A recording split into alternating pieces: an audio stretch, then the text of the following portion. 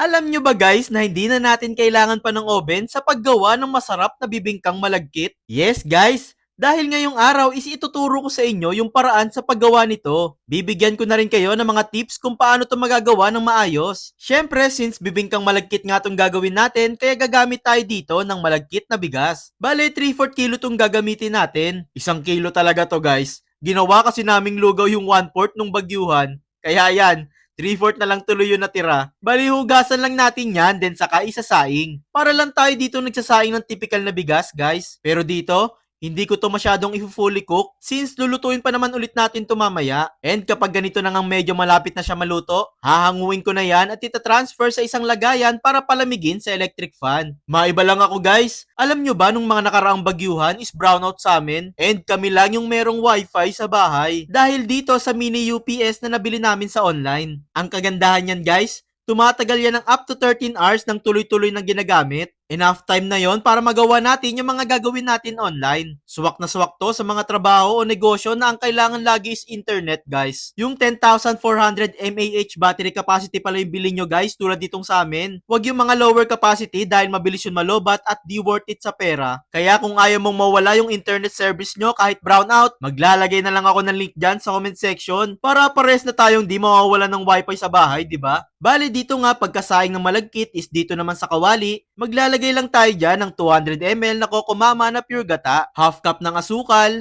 at half teaspoon ng asin pambalanse ng tamis. Hahalu-haluin lang natin yan sa medium heat until matunaw ang asukal at asin. And pagkatunaw, lagay na natin dyan itong sinaing nating malagkit na kanin. Para lang tayong nagawa dito ng biko, guys. And kung medyo dark na biko pala yung gusto ninyo, pwede kayong gumamit ng medyo dark na asukal din. Bale, hahaluin lang natin yan ng walang tigil until ma-absorb na ng malagkit yung gata dito. Mga 10 minutes ko lang naman yung hinalo-halo until maging makunat na tong bikong niluluto natin. And once ganun na nga, pwede na yang hanguin at i-transfer sa lagayan na may dahon ng saging. Once done, proceed naman tayo sa paggawa ng latik toppings. Bali dito guys, maglalagay lang tayo ng 3/4 cup ng asukal. Dark brown sugar pala tong gamit natin dito guys, para maganda yung pagka-brown ng latik natin. Huwag natin yang halu-haluin guys. Hayaan lang muna natin yung matunaw sa low heat. Then kapag ganyan na ngang konti na lang yung di natutunaw, tsaka natin yan nahaluin ng marahan para matunaw natin lahat yung asukal. And kapag tunaw na, saka naman tayo dyan maglalagay na itong 3 pack ng Coco Mama na pure gata. Bale, mapapansin nyo rin pala dyan guys na namuo yung tinunaw nating asukal. Which is okay lang dahil matutunaw din naman yan habang hinahalo natin. Nilagay ko pala yung apoy dyan sa high heat for 3 minutes para madaling matunaw yung asukal habang kumukulo ng husto yung gata. Then after ng 3 minutes, binalik ko na ulit yan sa low heat. Dito guys, unang tip na kailangan nyo malaman is dapat mas madami yung gata kaysa sa asukal. Dahil kapag mas marami ang asukal kaysa sa gata,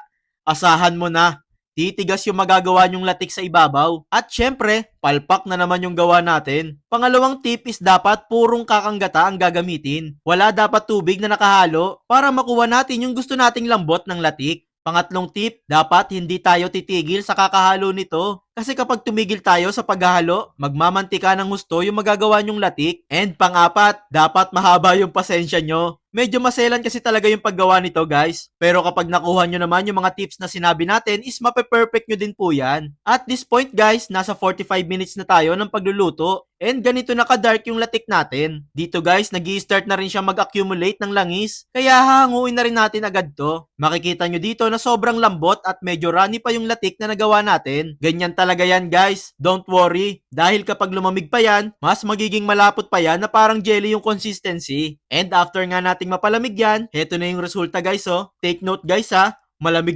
na to. Pero tingnan nyo naman, ang lambot pa din ito at maganda talaga siya ipang topping sa malagkit natin. And there you have it guys! Nakagawa na tayo ng masarap at talaga namang nakakabusog na bibingkang malagkit. Hatiin lang natin yan into serving size at pwede na yang i-enjoy ng buong pamilya. Naniniwala talaga akong kayang-kaya mo na this time makagawa ng tama nito guys. Kaya ano pang hinihintay mo? Bumili ka na din ng mga sangkap sa paggawa nito at subukan mo na ding magluto nito.